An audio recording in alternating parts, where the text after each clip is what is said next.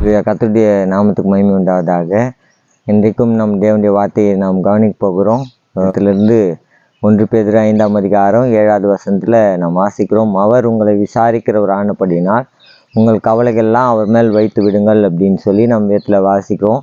இன்றைக்கி நம்முடைய கவலைகள், நம்முடைய பாரங்கள், நம்முடைய ஏக்கங்கள் எல்லாவற்றையும் ஆண்டவர் மேலே வைக்கணும்னு சொல்லி ஆண்டவர் எதிர்பார்க்குறாரு. அதனால் நாம் ஆண்டவருடைய சமூகத்தில் ஆண்டவரை நோக்கி நாம் பார்க்கலாம். ஆண்டவர் நம்முடைய பாரங்கள், நம்முடைய கவலைகள், நம்முடைய கண்ணீர், நம்முடைய கஷ்டங்கள் எல்லாவற்றையும் போக்குறதுக்கு தேவன் வல்லவராக இருக்கார். ஒருவேளை நம்மளை யாரும் விசாரிக்கலை, யாரும் நம்ம கண்ணீர் துடைக்க யாருமே இல்லைன்னு நினைக்கலாம். நீங்கள் தனிமையில் இருக்கலன்னு சொல்லி கூட நீங்கள் கலங்கி இருக்கலாம். ஆனால் கர்த்தர் உங்களோட கூட இருந்து உங்களை விசாரிக்கிறவரா, உங்கள் கவலைகளை தீர்க்கிற தேவனா, உங்கள் கண்ணீரை துடைக்கிற ஆண்டவரா உங்களோட கூட இருந்து எப்போதும் வழிநடத்துவார். நாம் ஜெபிக்கலாம். எங்கள் நல்ல தகப்பனே, ஸ்தோத்தரிக்கிறோம். இந்த அருமையான வேலைக்காக உமக்கு நன்றி. ஆண்டவரே, கவலையோட, கண்ணீரோட, கஷ்டத்தோடு இருக்க ஒவ்வொரு பிள்ளைகளையும் நீங்கள் விசாரிக்கிற தேவனாய், கவலைகளை மாற்றுகிற தேவனாய் இருக்கிறதுக்காக நன்றி. உடைய பிள்ளைகளை கர்த்தர் ஆசீர்வதித்து வழிநடத்துங்க. உடைய கரம் உடைய பிள்ளைகளை தாங்கி நடத்துகிறோம். நீரே மகிமையான காரியங்களை செய்வீராக. இயேசுவின் நாமத்தில் ஜெபிக்கிறோம் பிதாவே, ஆமென்.